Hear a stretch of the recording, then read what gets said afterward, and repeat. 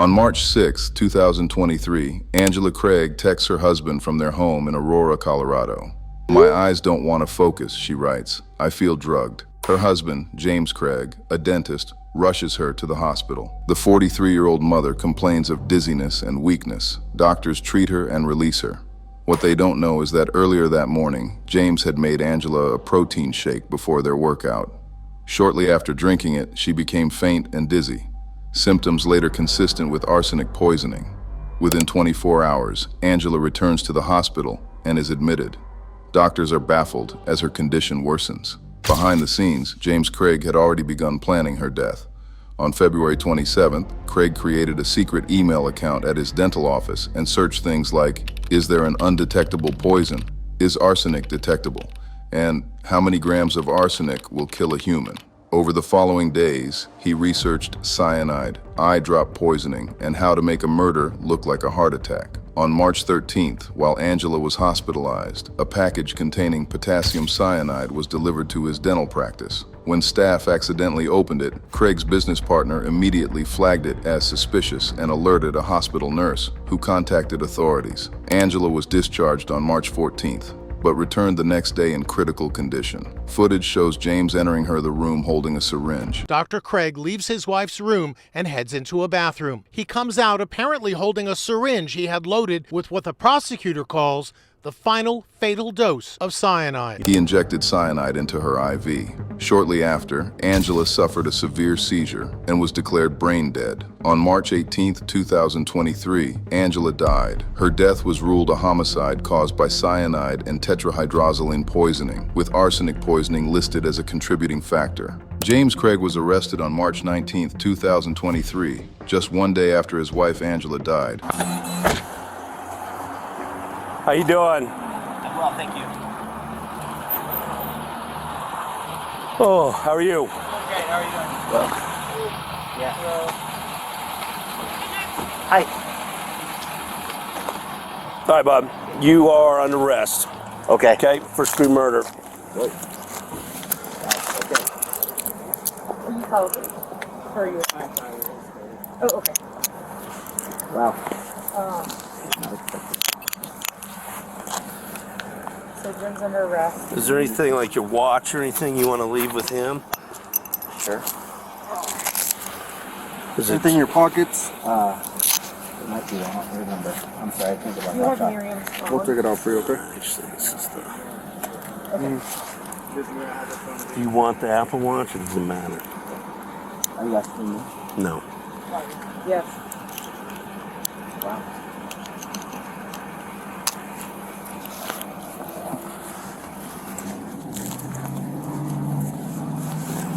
I'm sorry.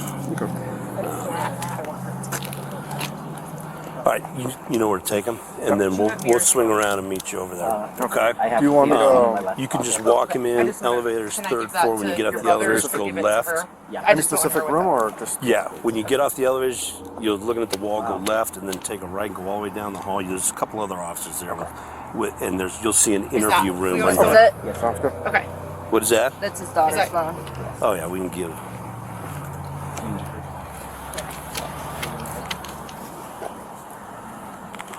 What's in here? They're still searching it. Okay.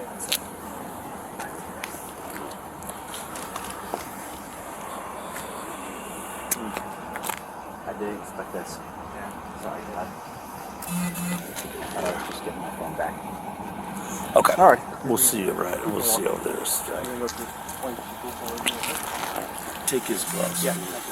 A bond won't be given until a preliminary hearing, which is usually within 30 to 60 days.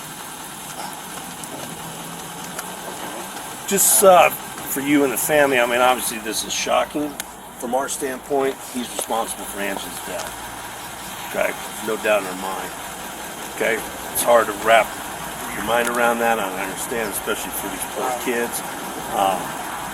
But you know, we would obviously take him into custody this quick if we were not sure in our minds from our investigation that he's responsible for their death. Okay, so obviously he's probably said a lot of stuff that's going on, that kind of thing. But we just want you to know from someone that knows the family, especially for these poor kids, is that that's how we're approaching it, is that he's responsible for it. Okay, so in this case then, are we just supposed to proceed through the funeral without him? Yes, he's not going to be able to get out of it. I mean, if you Will guys. he be able to attend the funeral? No. That's brutal. He won't have a bond, so he won't be able to get out of it. Until he has a preliminary hearing. So, I mean, unless the family just completely postpones it to see how the preliminary hearing goes, but you're talking about a few months at least. And I think if you really sit back and wrap your mind around it, I don't think he should be at the funeral, but he's the one that caused the funeral to happen. Go innocent until proven guilty. It's true. It's true. But I just want to give you a heads up. That's why we're here, and that's why he's got a warrant for his arrest. That's why he's in custody. Okay? Stand, yeah. All right. Are you staying at the house as well? Yeah, Okay. You know who he's staying at the Marriott with? just by himself. Okay. Because he couldn't sleep with that. Okay. If you get down to the house, I know you have a good foundation for helping each other and stuff like that. We do have victim services, so if you feel like that is something that would help out with the kids and whatever else, let us know. We will get victim services to assist with that. Okay? Okay, is there any way that we can communicate with him? Yeah. He's going to be able to make phone calls. You guys are going to be able So to he call can call too. us Yeah. directly? Yes. And then there's visiting, and then actually I think Arapahoe has like FaceTime. Yeah. They get like tablets and they can actually like FaceTime you and the kids and whoever else they want to. Okay. Yeah, but again, that'll be in a couple days when it gets there. Okay, So it'll so- just be kind of phone calls here. Phone calls too. Yeah. Because I know the kids will want Yeah. to talk to me. Yeah. Okay. How soon will they be able to call? Like could they, In a when I few get hours? home? So, not yet. It would have He to would be have to from- call you guys. Okay. I wonder if he even knows anybody's phone number because he doesn't have any devices. Can I give a list or call you with a list? We can or write something? down. We have his phone. We can write down some of his phone. Oh yeah, I guess you numbers. can access it. Yeah. Or the email on there, Detective Olson, who's right next to you. And Okay, you so send you're phone Detective numbers. Olson. Yeah. Yes. Thank you. Sorry, I'm freezing. Yeah. Yep. I'm not from a cold climate. Yeah. It's Colorado, so Yeah. yeah. All right. We're sorry about all this. It is what it is. So it's going to be tough, obviously. But, you know, if you need something from us, obviously reach out. We can answer questions up to a point. And then really for the victim services, if that's something you think would be helpful, obviously reach out and we'll get that set up. Okay. Okay? Thank All right, you. thanks.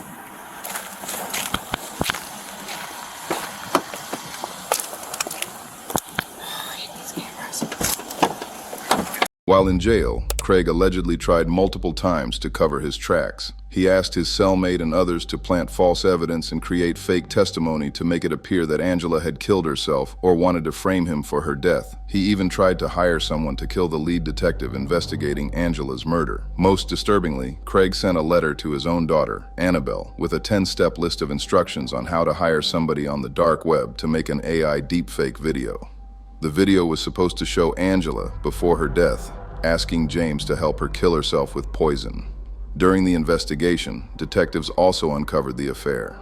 James Craig had met Karen Kane at a dental convention in February 2023. He told her he was going through a divorce and living alone. Between March 8th and 10th, while Angela was hospitalized and dying, Craig flew Kane from Texas to Colorado. On March 7th, as Angela began getting sick, Craig texted Kane multiple times. "I love you too. I am undergoing an onslaught of how I must have poisoned Ang right now," he wrote. She's absolutely convinced that's what must be happening to her. After Angela's death on March 18th, Kane was still in Colorado. Craig saw her on March 17th. They had dinner, and he went to her hotel room where they were physically intimate. When Kane was later interviewed by police, she said if she had known the truth, she would not have been with him. Allegedly poisoned his wife to clear the deck so he could be with you? There's no way I'm motive. There's been no planning a future together. Hadn't been living together. He had an apartment. He at no point seemed stressed or anxious or, I mean, really I had to drag it out. I'm like, are you sure you're okay? Because he's seemed okay. More than 2 years after Angela's death, they presented the Google searches, the poison orders, the text messages, medical records, and the hospital security footage of Craig with the syringe. They argued Craig wanted to kill his wife to get out of a marriage he felt trapped in. He didn't want a divorce because he wanted to protect his money and image. On July 30th, 2025, they found James Craig guilty of first-degree murder, solicitation to commit murder in the first degree, solicitation to commit perjury, and solicitation to commit evidence tampering. Craig's daughter spoke through tears. I was supposed to be able to trust my dad. He was supposed to be my hero, and instead he'll forever be the villain in my book. Judge Shea Whitaker sentenced James Craig to life in prison without the possibility of parole for the first-degree murder conviction, plus 33 additional years served consecutively for the other counts. It was the maximum possible sentence.